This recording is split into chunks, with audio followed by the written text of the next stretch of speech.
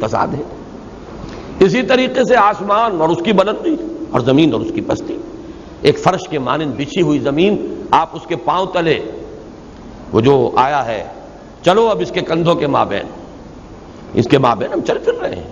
زمین جو ہے فی مناکبہا فامشوا فی مناکبہا، گویا کہ کوئی بہت بڑا حیوان ہو، جیسے کہ ایک چیونٹی ہوتی ہے اور وہ ہاتھی کے دونوں کندھوں کے مابین چل رہی ہے، سیر کر رہی ہے، ایسے یہ زمین ایک بہت بڑی گویا کہ سواری ہے، اس کے اوپر ہمیں فامشوا فی مناکبہا، اس کے کندھوں کے مابین چلو جدھر چاہو۔ یہ زمین جو ہے ہمیں کچھ کہتی نہیں، لیکن جب ذرا سی یہ جھرجھری لیتی ہے تب ہوش ٹھکانے آ جاتے ہیں۔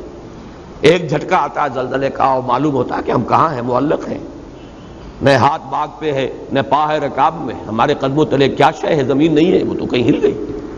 لیکن عام حالات میں زمین جو ہے بچھی ہوئی ہے، تذلل کے ساتھ، عاجزی کے ساتھ ہم چل پھر رہے ہیں۔ تو یہ زمین بچھی ہوئی ہے عاجزی کے ساتھ، اور یہ آسمان اپنی پوری رفتوں کے ساتھ ہمارے سروں پر ایک چھت کے مانند تنا ہوا ہے۔ اسی طریقے سے باطنی کیفیات ہیں، وَنَفْسٍ وَمَا سَوَّاهَا، اور اس میں فَأَلْهَمَهَا فُجُورَهَا وَتَقْوَاهَا۔ اب غور کیجئے اس میں، یہ جو الہام کا لفظ ہے، آج میں نے اس کی تحقیق کی تو معلوم ہوا کہ اس مادے سے قرآن مجید میں صرف یہی ایک جگہ پر یہ لفظ آیا ہے، پورے قرآن مجید میں اس مادے سے کوئی اور لفظ نہیں آیا۔ ہماری زبان میں الہام کا لفظ بہت مستعمل ہے، عام طور پر الہام کا مفہوم سمجھا گیا ہے فَأَلْهَمَهَا فُجُورَهَا وَتَقْوَاهَا، اللہ نے انسانی نفس میں شعور ودیت کر دیا ہے نیکی اور بدی کا۔ عام جب بھی تذکرہ ہوا ہے میں نے بھی یہی بات بیان کی ہے، عام فہم یہی ہے، وہ تو جب خاص مقام آتا ہے پھر اس کی گہرائی میں اتر کر جب غور کیا جاتا ہے، جیسے کہ آپ کو معلوم ہے کہ جب مائکروسکوپ فوکس کر دی جاتی ہے کسی ایک پوائنٹ پر تو اب اس کی گہرائیاں جو ہے اور اس کے اندر جو کچھ مخفی ہے وہ جو نمایاں ہوتا ہے، اور آپ ویسے اس پر سے گزر رہے ہیں تو اس وقت آپ کا انداز کچھ اور ہوگا۔ تو یقیناً یہ نیکی اور بدی کا جو شعور ہے فطرت انسانی کے اندر، وہ اپنی جگہ ایک حقیقت ہے، دی مورل لا ودن، جس کو میں نے بارہا کوٹ کیا ہے کانٹ کو، انسان کے اپنے اندر ایک اخلاقی قانون موجود ہے، کسی شے کے بارے میں اس کا یہ فتویٰ ہے کہ یہ خیر ہے، کسی دوسری شے کے بارے میں فطرت انسانی یہ بتاتی ہے کہ یہ شر ہے۔ انسان اس کا محتاج نہیں ہے کہ اسے کوئی سکھائے پڑھائے تو معلوم ہو کہ یہ شر ہے اور یہ خیر ہے، یہ نیکی اور یہ بدی ہے۔ Man knows by his very nature what is good what is evil, انسان اپنی فطرت سے جانتا ہے کہ کیا خیر ہے کیا شر ہے۔ یہ مضمون اپنی جگہ 100% درست، لیکن یہاں کا معاملہ جو ہے یہ ذرا اور گہرائی کی بات ہے جو اس مقام پر آئی۔ الہام کا لفظی مفہوم کیا ہے وہ آج سمجھیے۔ اگرچہ ہمارے ہاں وحی خفی کے لیے یہ لفظ مستعمل ہے، وحی کی قبیل کی ایک شے الہام بھی ہے، اور یہ الہام کا سلسلہ اب بھی جاری ہے۔ اللہ کے نیک بندوں کو الہام ہوتا ہے، کشف ہوتا ہے، رؤیا صادقہ، سچا خواب، جو کچھ رات کو دیکھا اگلے دن یا چند دنوں کے بعد وہ واقعہ جوں کا توں ظہور میں آ گیا، وقوع پذیر ہو گیا۔ تو یہ رؤیا صادقہ، کشف، الہام، یہ در حقیقت وحی ہی کی وہ ناقص صورتیں کہہ لیں، یا یہ کہ نامکمل، یہی چیزیں جب نبی کے لیے ہوتی ہیں تو وہ مکمل بھی ہوتی ہیں، محفوظ بھی ہوتی ہیں۔ نبی کا الہام بھی وہی ہے، نبی کا خواب بھی وہی ہے۔ حضرت ابراہیم نے خواب ہی میں تو دیکھا کہ میں بیٹے کو ذبح کر رہا ہوں، انی ارا فی المنام انی اذبحک، انہوں نے اللہ کا حکم سمجھا اسے، اس لیے کہ نبی کا خواب پروٹیکٹڈ ہوتا ہے، کوئی اس کے اندر القائے شیطان نہیں ہو سکتا، وہ لازماً الہام ربانی ہی پر مشتمل ہے۔ حضور نے خواب دیکھا تھا کہ ہم عمرہ کر رہے ہیں، آپ نے سفر کیا، اور پھر سورہ فتح میں اللہ تعالیٰ نے فرمایا لقد صدق اللہ رسولہ الرؤیا بالحق، بالکل سچا خواب تھا جو اللہ نے دکھایا تھا، اس میں کوئی غلط بات نہیں تھی۔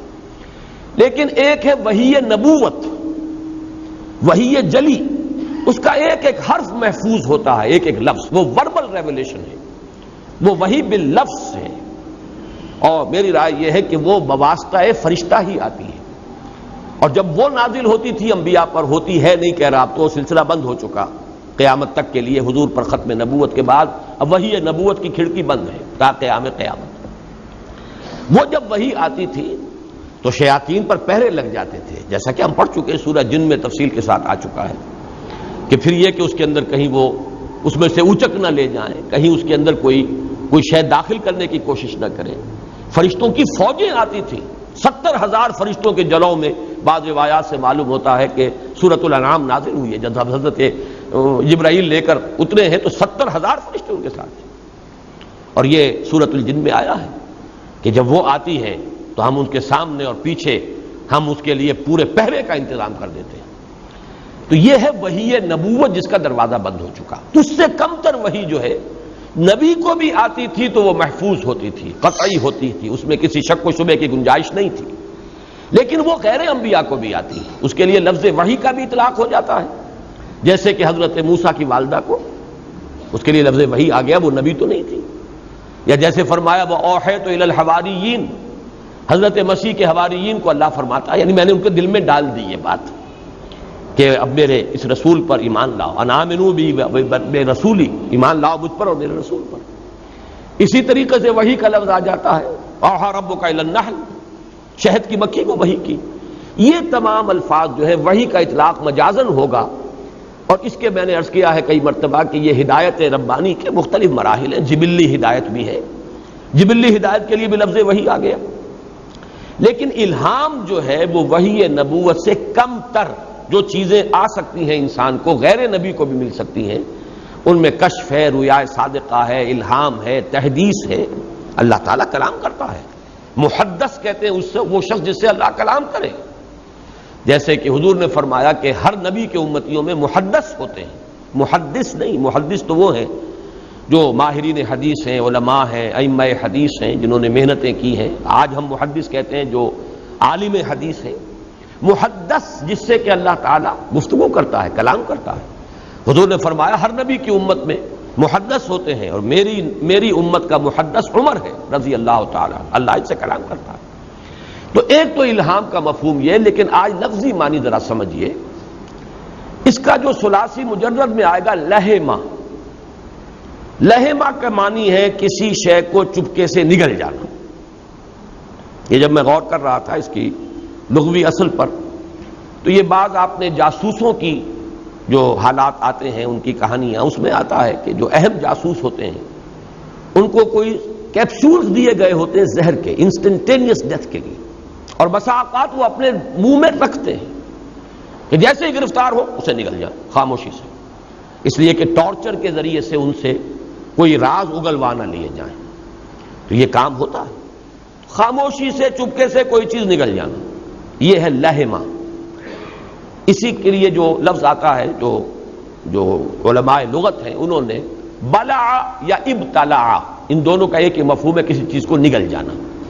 یا ارض ابلعی ماء کے، اے زمین، جیسے کہ آیا ہے سورہ ہود میں، جب حضرت نوح کی قوم کو ہلاک کیا گیا تو زمین سے بھی پانی کے سوتے پھوٹے، فجرنا الارض عیونا، اور آسمان سے بھی چھاجو پانی برسا، اور دونوں پانی جو ہے وہ جڑ گئے، مل گئے۔ والتقى الماء على شيء قد قدر، جو طے چیز ہو چکی تھی اس کے لیے یہ زمین کا پانی، آسمان کے پانی مل گئے۔ لیکن سورہ ہود میں ہے پھر کہا گیا اب جب وہ ہلاک ہو گئی قوم، مقصد پورا ہو، یا ارض ابلعی ماءک، اے زمین اب اپنے پانی کو واپس نگل جا۔ زمین نے اپنے پانی کو دوبارہ نگل لیا۔ تو بلع اور ابتلع، کسی شے کو خاموشی سے خفیہ طور پر نگل جانا، یہ ہے لہم۔ الہم یلہم الہاما باب افعال ہے، کسی کو کوئی شے نگلوا دینا، کسی خفیہ طور پر کوئی شے کسی کے اندر اتار دینا، یہ ہے در حقیقت الہام کا اصل مفہوم۔ اور اس میں صرف کسی شے کا شعور اور ادراک اور علم نہیں، بلکہ اس کے داعیات اور محرکات۔ فَأَلْهَمَهَا فُجُورَهَا وَتَقْوَاهَا، ہمارے اندر اللہ نے اتارے ہوئے ہیں وہ داعیات بھی کہ جو فجور پر آمادہ کرنے والے ہیں، اور وہ داعیات اور محرکات بھی کہ جو خیر کی طرف اور تقویٰ کی طرف آمادہ کرنے والے ہیں۔ یہ پھر وہی علم النفس جو ہے قرآن حکیم کا، اس کو ذہن میں رکھیے، جیسا کہ میں تفصیل سے عرض کر چکا ہوں، یہ صرف پچھلے ہفتے تو یہ بحثیں جو ہے وہ آ چکی ہیں کہ یہ نفس جو ہے کبھی تو یہ آتا ہے پوری شخصیت کے لیے، یہ لفظ کبھی آتا ہے انسانی شخصیت کی باطنی حقیقتیں جو جزوی ہیں۔ ہمارے اندر ایک حقیقت وہ ہے جسے اڈ یا لیبیڈو سے تعبیر کیا جاتا ہے، حیوانی جبلتیں، یہ اڈ یا لیبیڈو، یہ نفس امارہ ہے، ان النفس لامارۃ بالسوء۔ ہمارے اندر جو وہ روح ربانی ہے، جو شعلہ ملکوتی ہے، جو ڈیوائن سپارک ہے، وہ ہے کہ جو خیر کی طرف ہمیں آمادہ کرنے والی شے ہے، وہ داعیہ بھی ہمارے اندر موجود ہے۔ یہ بحث میں نے کی اپنی ایک تحریر میں، نبی اکرم صلی اللہ علیہ وسلم کا مقصد بعثت، اس میں نے خارج اور باطن میں خیر و شر کے محرکات اور داعیات جو موجود ہیں، خارج میں ایک طرف داعیان خیر ہیں، انبیاء کرام ہیں، یا جیسے کہ سورہ سجدہ میں فرمایا گیا وَجَعَلْنَا مِنْهُمْ أَئِمَّةً يَهْدُونَ بِأَمْرِنَا، وہ امام ہدا جو لوگوں کو خیر کی طرف بلاتے ہیں، وہ متبعین ہیں اللہ کے رسول کے، صحابہ کرام تھے، حضور بھی دعوت دے رہے تھے خیر کی طرف، اور حضرت ابو بکر بھی بلا بلا کر لوگوں کو لا رہے تھے خیر کی طرف۔ عشرہ مبشرہ میں سے 6 وہ ہیں جنہیں کہ لا کر حضرت ابو بکر نے حضور کی جھولی میں ڈالا ہے رضی اللہ تعالیٰ عنہم اجمعین۔ تو داعیان خیر بھی ہیں اور داعیان شر بھی ہیں، مخفی بھی ہیں اور ظاہر بھی ہیں۔ مخفی داعیان شر کون ہیں؟ شیاطین جن۔ اور ظاہری داعیان شر کون ہیں؟ انسانوں میں سے جو متبع ہیں شیطان کے، ان کی ذریت مانوی، ایک ذریت صلبی ہے اس کی، ایک ذریت مانوی ہے۔ جنات بھی ہیں جو ہمیں شر کی طرف بلا رہے ہیں اور شر کو مزین کرتے ہیں، ابلیس اور اس کی ذریت۔ دوسری طرف یہ کہ انسانوں میں بھی ہیں وہ داعی کے جو شر کی طرف بلاتے ہیں، لوگوں کو برائی کی طرف، ایول کی طرف مائل کرتے ہیں۔ اسی طرح جو غیر مرئی ہیں، ملائکہ ہیں جو پیٹھ ٹھونکتے ہیں، شاباش دیتے ہیں، اہل ایمان کی تثبیت کا ذریعہ بنتے ہیں۔ انثبت الذین آمنوا، جاؤ میرے جو مومن بندے ہیں ان کے قدموں کو جما دو۔ تو معلوم ہوا کہ یہ داعیان خیر اور داعیان شر یہ خارج میں بھی ہے، لیکن یہی داعی خیر ہمارے اندر ہے، وہ ہماری روح، وہ شعلہ ملکوتی، وہ ڈیوائن سپارک، وہ ہمارے اپنے اندر ہے، وہ میلان ہے۔ اس کا میلان چونکہ وہ خود عالم بالا کی شے ہے، لہذا وہ بلندی کی طرف بلاتی ہے اور پکارتی ہے، اور ہمارا حیوانی وجود وہ اس خاک سے آیا ہے، وہ ہمیں پستی کی طرف کھینچتا ہے۔ تو یہ الہمہا فجورہا و تقواہا، یہ در حقیقت نفس انسانی کی وہ 2 باطنی جزوی حقیقتیں ہیں، کہ ایک جزوی حقیقت ہماری نفس امارہ ہے، ہمارا جو اینیمل بینگ ہے، اڈ اور لیبیڈو، وہ ہے کہ جو فجور کی طرف آمادہ کرتا ہے، اندر سے کوئی اس کی ڈیمانڈ ابھرتی ہے اور اس کو تو صرف اس سے غرض ہے کہ تسکین ہونی چاہیے، سیٹسفیکشن ہونی چاہیے، وہ ٹینشن ریلیز ہونا چاہیے جو اس خواہش کی وجہ سے پیدا ہو گیا ہے، چاہے وہ بھوک کی وجہ سے ٹینشن ہوا ہے، چاہے وہ شہوت کی وجہ سے ہوا ہے، چاہے کسی اور جو ہمارے اینیمل انسٹنکٹس ہیں ان کی وجہ سے ہوا ہے، بہرحال وہ ٹینشن ڈیولپ ہوا، اور وہ تو یہ چاہتے ہیں کہ پھٹ پڑو، کہیں سے بھی لاؤ، لیکن یہ کہ میرا تقاضا پورا کرو، مجھے اس سے غرض نہیں کہ کیا حلال کیا حرام، کیا جائز کیا ناجائز، کیا صحیح کیا غلط، کیا خیر کیا شر۔ یہ ہے ہمارے اندر کا وہ داعی الی الشر جو ہمیں فجور پر آمادہ کرتا ہے، ان النفس لامارۃ بالسوء۔ لیکن صرف یہی تو نہیں ہے انسان میں، انسان کا بالکل ایک متوازی اور برابر کا وجود ہے، وہ اس کا روحانی وجود، وہ جس کا تعلق ہے ذات باری تعالیٰ کے ساتھ۔ یہ ہے نفس لوامہ۔ نفس لوامہ اصل میں تعبیر ہے اس شعلہ ملکوتی کی، وہی جو ہمارا روحانی وجود ہے، جس کا مسکن ہے ہمارا قلب۔ اس میں تفصیل سے میں عرض کر چکا ہوں یا ایتھا النفس المطمئنہ کے ذیل میں۔ البتہ نفس مطمئنہ جو ہے وہ ٹوٹل کے لیے ہے، جب انسانی کیفیت یہ ہو جائے کہ روح کا غلبہ ہو جائے اس کے قلب پر، اور قلب ایک آئینے کے مانند صاف و شفاف ہو، اور اندر سے روح کے انوار چھن چھن کر پورے وجود کو انسان کے منور کر دے۔ اب یہاں جب کہ انسان مطمئن ہو گیا، متمکن ہو گیا، خیر پر جم گیا، یہ نفس مطمئنہ ہے۔ یا ایتھا النفس المطمئنہ ارجعی الی ربک راضیۃ مرضیہ۔ لیکن یہ ہے کہ اس نفس مطمئنہ کی جو کیفیت ہے، جس کے لیے اتنی بڑی نوید آئی ہے جو ہم پڑھ چکے ہیں سورۃ الفجر کے آخر میں، اس تک پہنچنے کے لیے کچھ محنت کرنی پڑتی ہے۔ فرشتے سے بہتر ہے انسان بننا، مگر اس میں پڑتی ہے محنت سے زیادہ۔ کوئی چڑھائی چڑھنی پڑے گی، کوئی محنت ہوگی، کوئی تگ و دو ہوگی، کوئی کوشش کرنی ہوگی، کوئی مرغوبات نفس کو روکنا ہوگا، مشقت جھیلنی ہوگی۔ رات نیند کسے پیاری نہیں، لیکن راتوں کو جاگنا ہوگا۔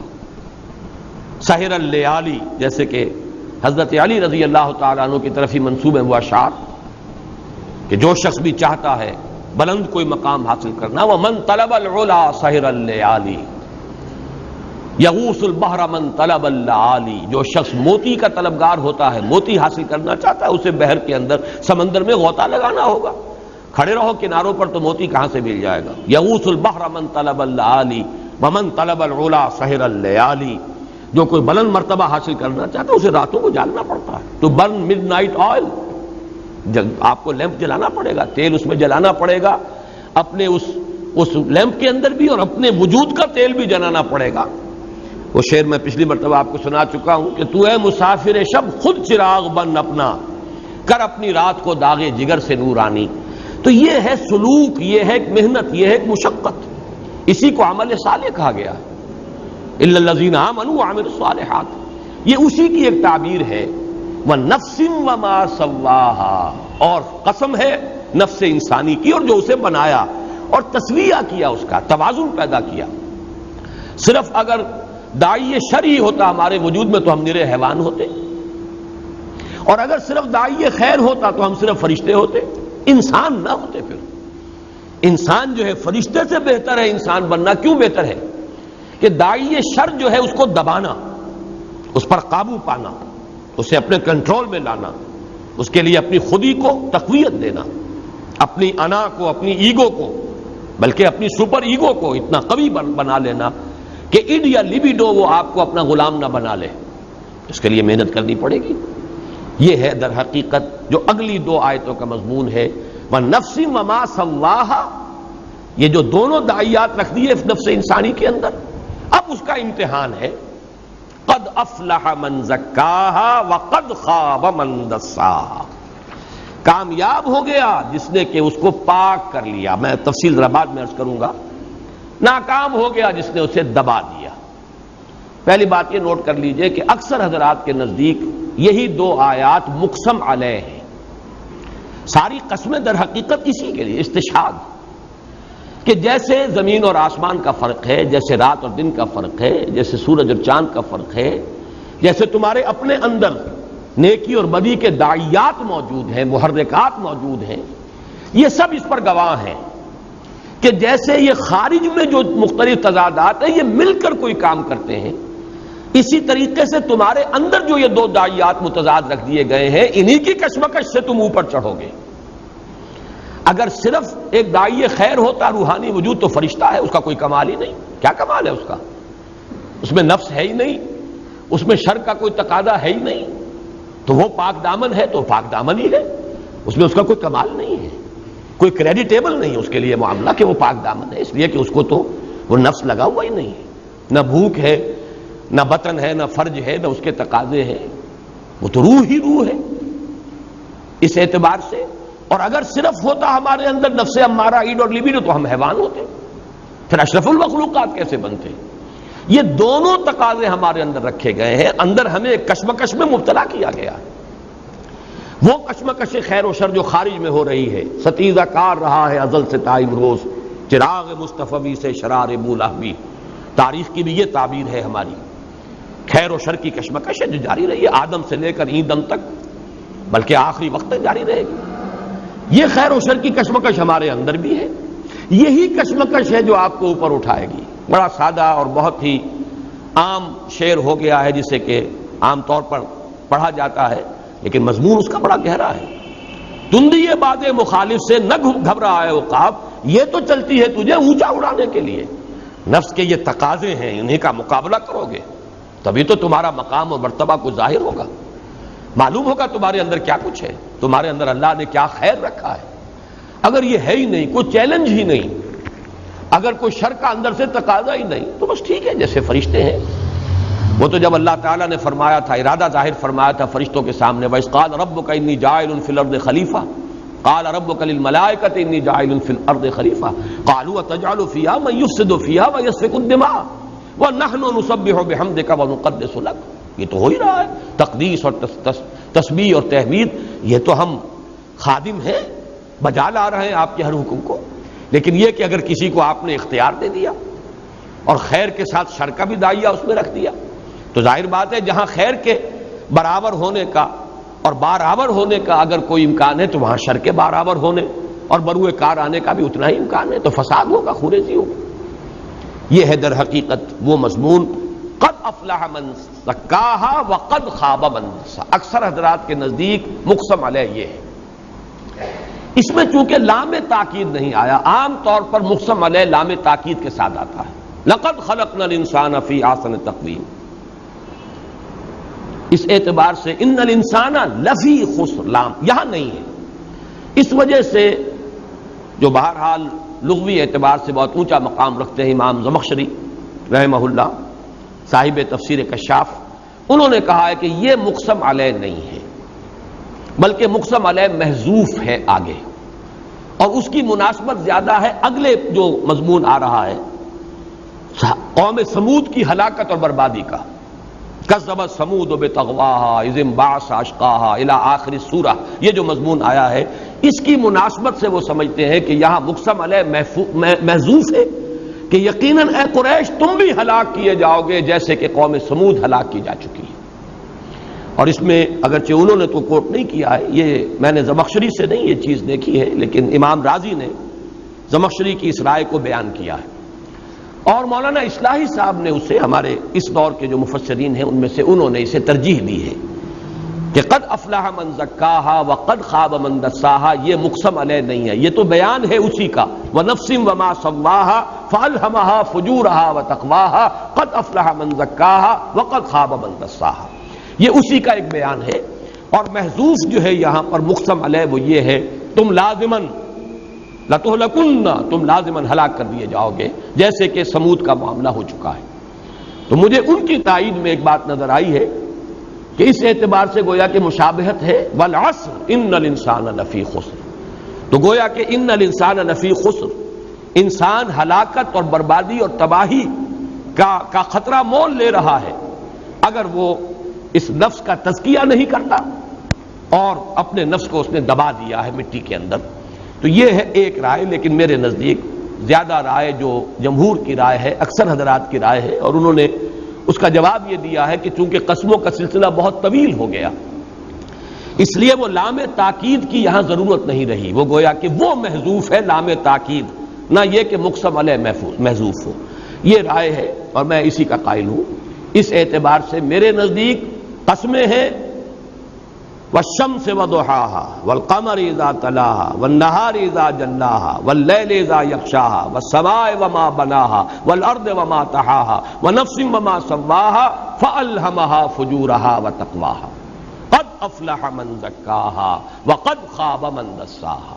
لام کو اگر یہاں محذوف مانیں گے لقد افلح من زکاها ولقد خاب من دساها، یہ گویا کہ لام یہاں محذوف ہے. یہ رائے میرے نزدیک زیادہ ترجیح کے قابل ہے.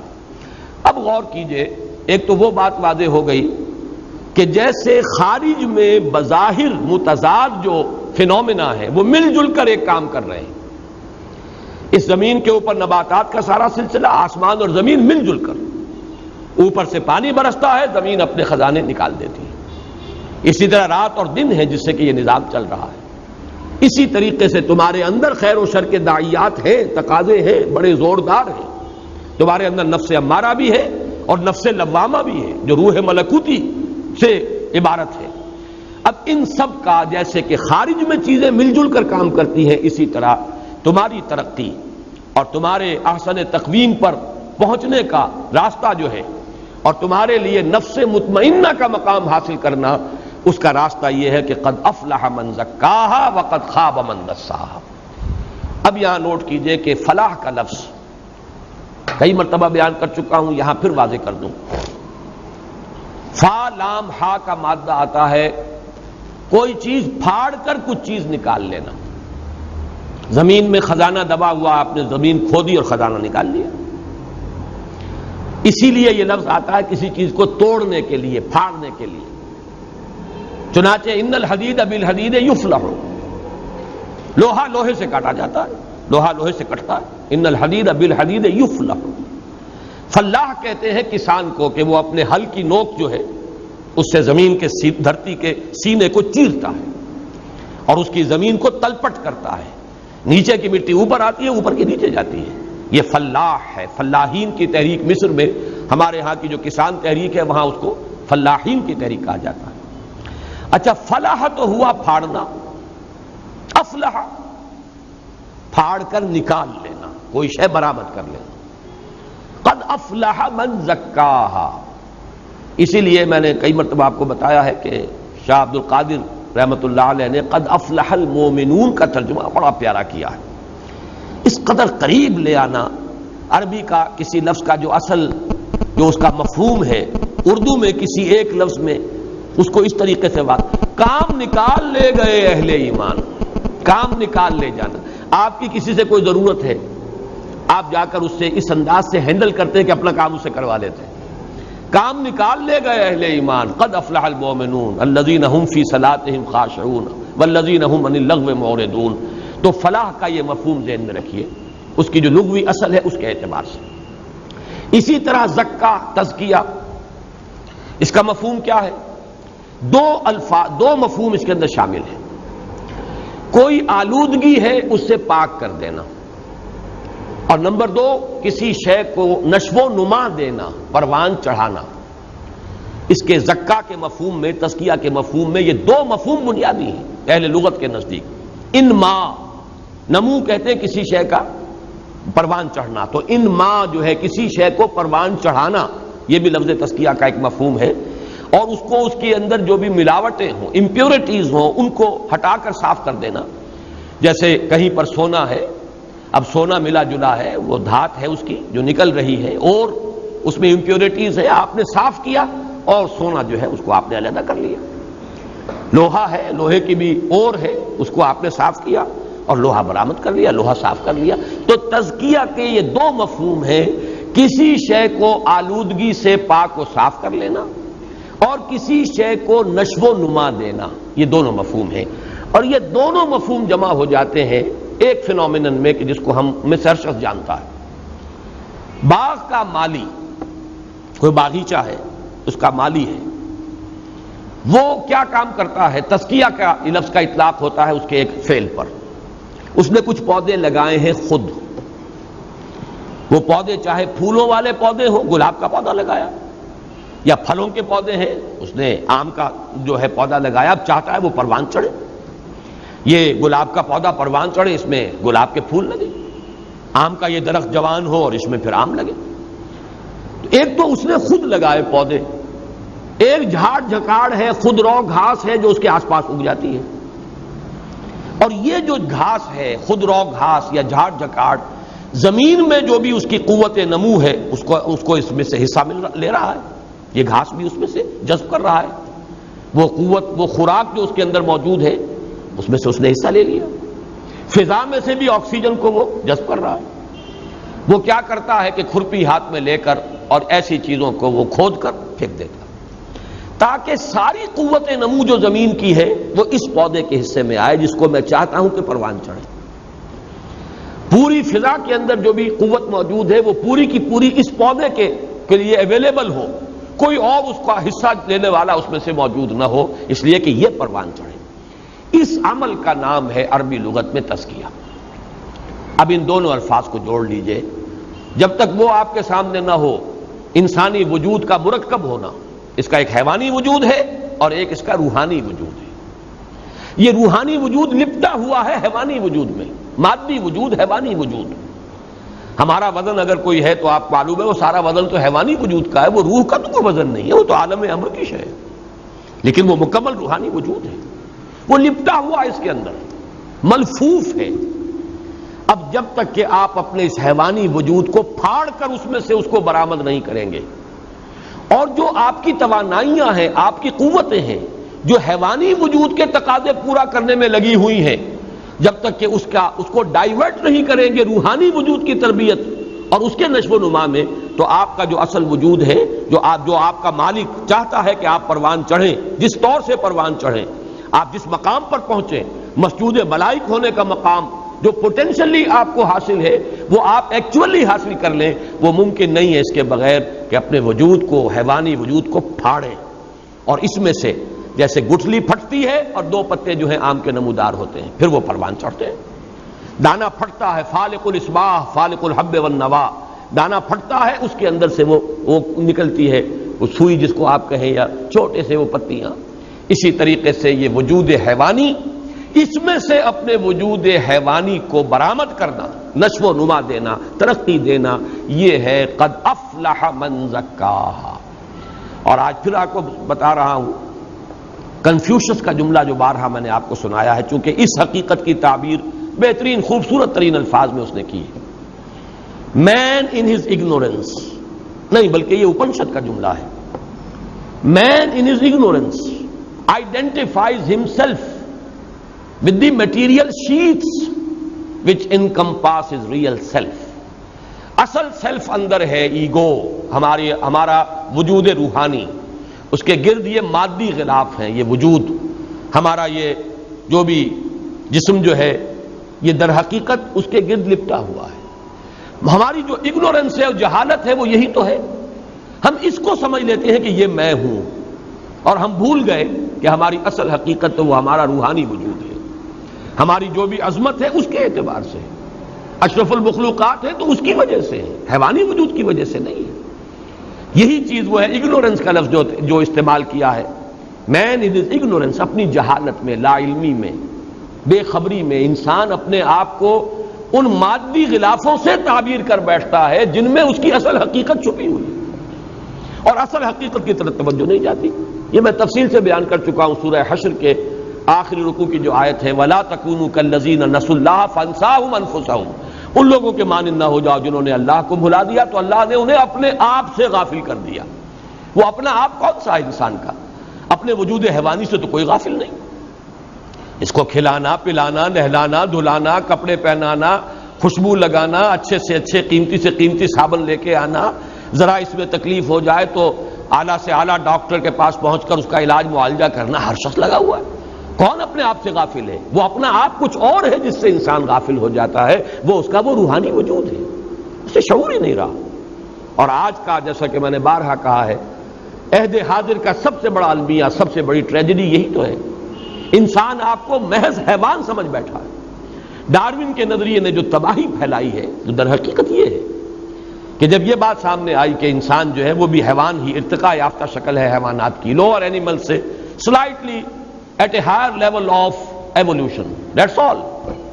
گویا کہ نوعیت کا فرق نہیں ہے، کمیت کا فرق نہیں ہے، کیفیت کا فرق نہیں ہے، کمیت کا فرق ہے، مقدار کا فرق ہے، اصل جو ہے حقیقت کا فرق نہیں۔ یہ ہے در حقیقت وَلَا تَكُونُوا كَالَّذِينَ نَسُوا اللَّهَ فَأَنسَاهُمْ أَنفُسَهُمْ۔ تو قد افلح من زکاہا اگلی صورت میں آئے گا، یہ قد افلح من زکاہا کا تقاضا کیسے پورا ہو، اس کی شرائط کیا ہیں، اس کے لوازم کیا ہیں، یہ آگے آئے گا۔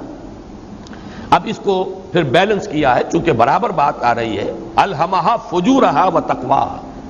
ایک دوسری کیفیت کیا ہے، وقد خاب من دساہا، خوابہ ناکام، خائب، خاسر، خائب و خاسر تقریباً ہم معنی الفاظ ہیں۔ خوابہ ناکام ہو گیا، نامراد ہو گیا، برباد ہو گیا، تباہ ہو گیا۔ من دساہا، اس لفظ پر ذرا غور کیجئے، دسا یا دسو کا اصل مفہوم ہے کسی چیز کو چھپا دینا، دبا دینا، اور یہ بھی ان الفاظ میں سے دال سین سین، دال سین سین باب تفعیل میں جب آیا ہے تو تدسیس کی بجائے تدسیہ بن گیا ہے، اس کا جو آخری سین ہے وہ یا سے بدل گیا ہے، جیسے را با با، جب باب تفعیل بنے گا تو تربیب نہیں ہے، تربیہ ہے۔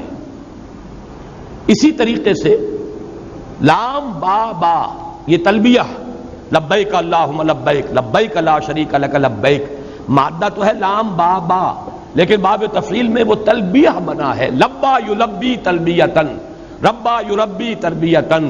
اسی طریقے سے دسا یدسی تدسیتن، یہ ہے در حقیقت باب تفعیل سے جس کا مادہ بنا ہے۔ تو گویا کہ دسا یدسو اور دسا یدسی، یہ باب اگر ثلاثی مجرد میں آئے گا تو دسا اور یدسو، اور باب تفعیل بنایا دسا یدسی۔ یہ مفہوم ہے کسی شے کو دبا دینا، چھپا دینا۔ آج جب میں دیکھ رہا تھا قرآن مجید میں یہ لفظ بھی صرف ایک ہی جگہ آیا ہے، ایک اور جگہ، ایک تو یہاں آیا دساہا، اور ایک اور آیا ہے یہ سورۃ النحل میں۔